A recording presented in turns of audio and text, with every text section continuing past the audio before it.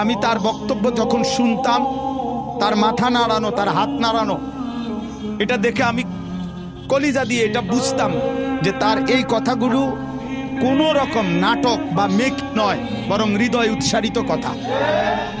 বক্তব্য অনেকেই দেয়, অনেক সুন্দর সুন্দর স্বপ্ন দেখায়, অনেক লম্বা লম্বা হুঙ্কার ছাড়ে, কিন্তু আমি ইয়াকিনের সাথে এই কথা স্পষ্ট বুঝেছি যে শহীদ শরীফ ওসমান হাদী তার জবান আর তার দিল বরাবর ছিল। সে হৃদয়ে যা লালন করেছে তা জবানে উচ্চারণ করেছে।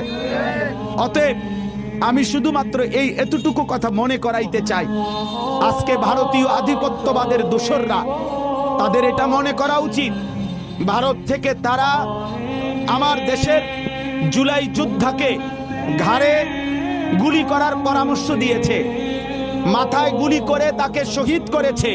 বাংলাদেশের জনসংখ্যা কম হতে পারে, তোদের ভারতের জনসংখ্যা বেশি হতে পারে, কিন্তু রব্বে কাবার কসম, আমার বাংলার 18 কোটি জনতা জীবন দিতে যতটা পছন্দ করে, তোরা বাঁচতে যতটা চাস বেটা।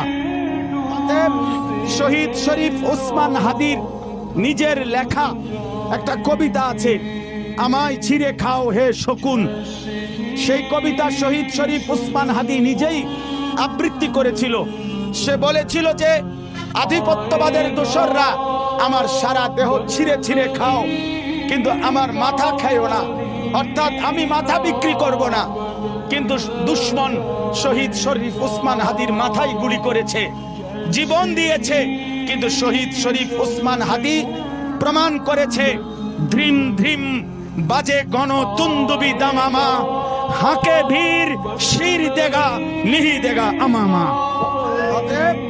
আজকে ইনশাআল্লাহ এই জমিনে আমরাও আল্লাহর কসম করে বলি, 18 কোটি জনগণের পবিত্র শিরায় 1 ফোঁটা রক্ত থাকতে আমার মাতৃভূমির 1 ইঞ্চি জমিন ভারতের বেঈমান তোরা নিতে পারবি না।